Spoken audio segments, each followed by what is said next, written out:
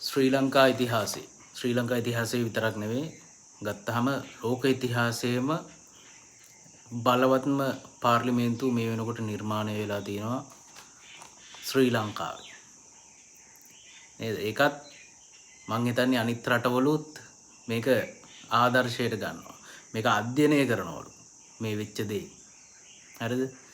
ඒ කියන්නේ ඒ තරමටම ප්‍රබල ආණ්ඩුවක් තමයි මේ වෙනකොට බිහි වෙලා තියෙන්නේ. දැන් ගොඩක් අය කියනවා මේ වැඩ කරන්න නැති කතාවක් කියනවනේ අර කියන්නේ මේ ඔය ගොඩක්ම කියන්නේ ওই කතාව වෙන කවුරුත් නෙමෙයි මේ විපක්ෂයේ ඒ දවස්වල ඉඳලා දැන් අර අපි ඡන්දේ දුන්නා කියන සෙට් එකක් ඉන්නවනේ අන්න ඒ සෙට් එක තමයි ඔය කියන්නේ ওই කතාව ගොඩක්ම ඒක අපි ගත්තාම මෙන්න මේ වගේ දැන් ශ්‍රී ලංකාවේ බලය අරන් තියෙන්නේ කවුද කියන්න දන්නවනේ මේ වෙනකොට. එතකොට ඒ බලය ගත්ත විදිය ගොඩක් අය දන්නවනේ. ඒ කියන්නේ ජනතාව විසින් පත් කරගත්ත ජනතාවගේ ඇස් පෑදිලා නේද කාලයක් තිස්සේ මිනිස්සු අන්ධ වෙලා ජීවත් වුණා. ශ්‍රී ලංකාවේ මිනිස්සු අන්ධ වෙලා තමයි ජීවත් වුනේ. ඒ අන්ධභාවය ඒක අපි දන්නවා කලින් හිටපු ආණ්ඩුව මේ මිනිස්සුන්ගේ ඇස් ඇරවන්න කොහෙන් හරි ඇත්තටම කෙලව ගත්තනේ. ආ කෙලව ගත්තා කියලා කියන්නේ ඒක සම්පූර්ණයෙන්ම. කියන්නේ අපි අපේ භාෂාවෙන් කිව්වොත් කෙලව ගත්තා. හරිද? ඒ කියන්නේ සම්පූර්ණයෙන්ම ලංකාවේ සම්පූර්ණයෙන්ම බිඳුවටම කියන්නේ බිඳුවටත් බිඳුවෙන් තමයි නැවතුනේ. තව ටික කාලයක් හිටියානම් ඒත් මිනිස්සුන්ගේ ඇස් ඇරෙන්නේ නැතුව අර විදියටම වුණා නම් මං කියන්නේ ලංකාවේ මේ දූෂිත ආණ්ඩුවක් නැවත පාරක් ආවනම් මං හිතන්නේ මේ වෙනකොට ගොඩක් එක්ක මිනිස්සු ගොඩක් සාමාන්‍යයෙන් මැරිලා ගිහිල්ලා තව ප්‍රමාණයක් රට ගිහිල්ලා පුළුවන් අය ඊට අමතරව ඉතුරු ටික අර වහල්ලු විදියට රටට වෙලා ඔහේ ඉන්නවා වහල් සේවයේ යෙදෙනවා වගේ එහෙම එකක් වෙන්නේ. තවත් ප්‍රමාණයක් මත්ද්‍රව්‍ය වලට අබ්බැහි වෙලා සොම්බි විදියට ජීවත් වෙනවා. දැන් ඕක තමයි අපිට ඇත්තරම පේන්න තිබුණ දේ. ඒ වෙනකොටත් පේන්න තිබුණ දේ දැන් මේ වෙනකොට යම් තාක් දුරකට අපි දන්නවා පැහැදිලිවම මේ தත්ත්වය ටිකක් සමනය කරලා තියෙනවා මේ වර්තමාන ආණ්ඩුව ආවට පස්සේ. ටිකක් නෙමෙයි ගොඩක් හොඳටම සමනය වෙලා තියෙනවා. නමුත් තවමත් අර මත්ද්‍රව්‍ය සම්බන්ධ දේවල් ඉහළ ආයතන වලින් මේ වෙනකොට ටිකක් හොඳට වැඩේ යනවා කියලා පේනවා. ඒ කියන්නේ එයාලගේ ජොබ් එක හරියට කරනවා කියලාත් අපිට ටිකක් පේන්න තියෙනවා. මීට කලිනුත් ගොඩක් අය කියන්නේ ගොඩක් අර මේ අවංක නිලධාරීන් ඉන්නවනේ රටේ. අවංක නිලධාරීන් ඒක කරන්න ගියට සමහර කලාවට උගොල්ලෝ දන්නවා උඩින් ඒගොල්ලන්ට විවිධ බාධක ආවා. අතපත දාන්න පටන් ගත්තා.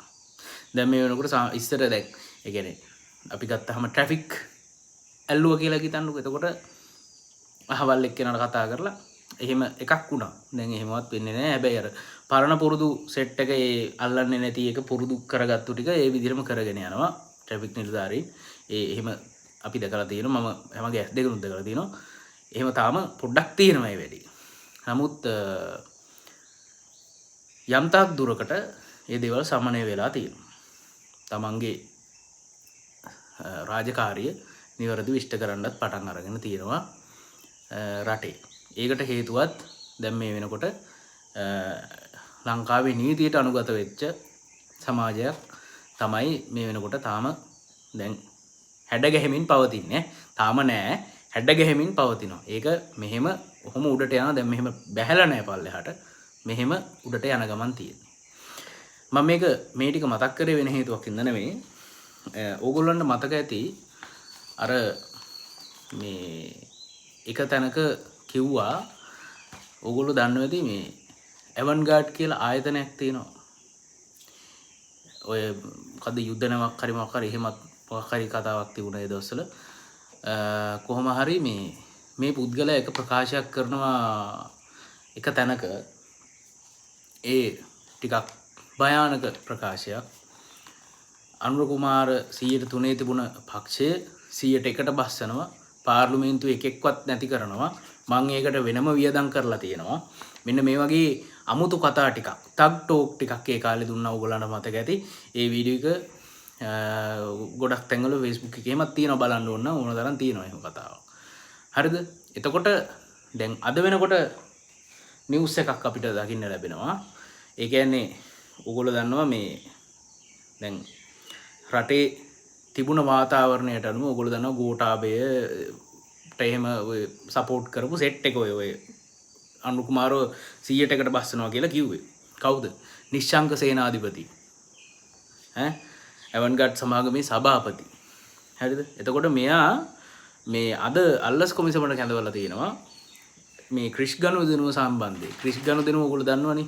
නාමල් රාජපක්ෂලත් මං හිතන්නේ චෝදනා තියෙනවා වෙන්න උන ක්‍රිෂ් ගනුදෙනුව සම්බන්ධයෙන්.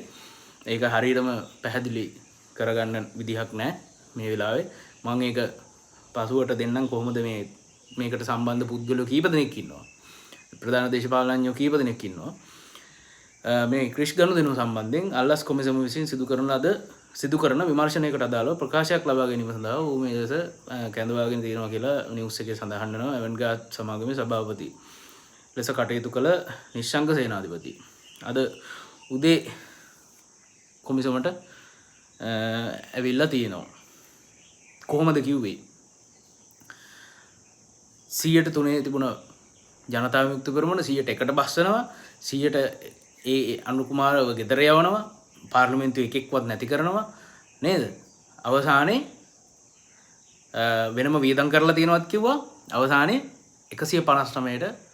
159කින් නැවතුණා පාර්ලිමේන්තුවේ. කොහොමද වැඩේ? එහෙම වෙනම වියදම් කරත් නවත්ත ගන්න බැරි වුණා මං හිතන්නේ. ඒ කියන්නේ එතනින්ම ඔයාලගේ දේශපාලන සංස්කෘතිය ඉවරයි. එතනින්ම ඔයාලගේ දේශපාලනය ඉවරයි කියලා අපිට කියන්න පුළුවන්. ඔයගේ ගොඩක් අය මේ වෙනකොටත් තැන් තැන්වල රටේම ඉන්න මොකද්ද ඒකට කියන්නේ රටේම තියෙන මිනිස්සුන්ගේ කැමැත්ත තියෙන්නේ නේද අපේ පුතාට කියලා සමහරක් අය ඔය කියන්නේ. ඒ වගේ තමයි. මේ එක්කෙනෙක් කියනවා එයා 2029 ජනාධිපති කියලා, තව එක්කෙනෙක් කියනවා තව එයා ජනාධිපති කියලා, තව කෙනෙක් කියනවා එයා ජනාධිපති කියලා වගේ.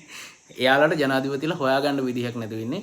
ඒ සේරම මං හිතන්නේ ඔය කියන ගොඩක් අය බහුතරය මං හිතන්නේ සමහර අය පිස්සන් කොටුවේ ජනාධිපති වෙලා නැවතී, සමහර අය වැලිකඩ ජනාධිපති වෙලා නැවතී කියලා මට හිතෙනවා නිකන්.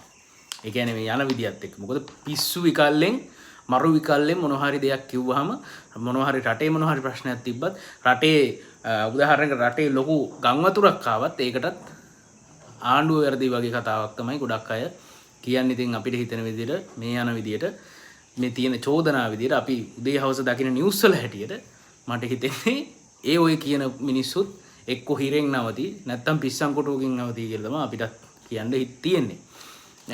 එහෙම නොවේවා කියලා ප්‍රාර්ථනා කරනවා. මොකද හැමෝම මිනිස්සු මොනවා හරි වැරද්දක් තියෙනවා නම් අදාළ දඬුවම් මේ විදිහට ලැබේ.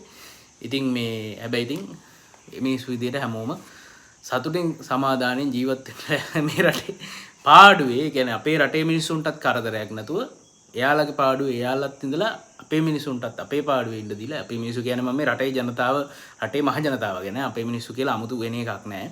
හැමෝම මිනිස්සු. ඉතින් මං කියන්නේ අපේ රටේ හැමෝම නේද? ජාතිවාදය අවුස්සන්න නැතුව, වර්ගවාදය අවුස්සන්න නැතුව, ආගම්වාදය අවුස්සන්න නැතුව එයාලගේ දේවල් එයාලගේ දේශපාලන කටයුතු ටික පිරිසුදුව කරගෙන ගියා නම් ඇත්තටම එයාලට මොකක් හරි දෙයක් කරගන්න පුළුවන් වෙයි කවදා හරි ඉදිරි අනාගතයේදී. ඒකට තමන්ගේ දේශපාලන කරන විදිය වෙනස් කරගන්න ඕන. හැබැයි ඒගොල්ලෝ ඒකට සූදානමක් තවමත් නැහැ කියලා තමයි අපිටත් පේන්නේ. බලමු ඉදිරියට මොනවා වේද කියලා. බලමු මේ නිශ්ශංක සේනාධිපතිට මොන වගේ දෙයක් සිද්ධ වෙයිද කියලා. මම දැන් ප්‍රකාශයක් ලබා ගන්න තමයි කතා කරලා තියෙන්නේ. අත්අඩංගුවට පත්වීමක් නම් තවම දැක්කේ නැහැ.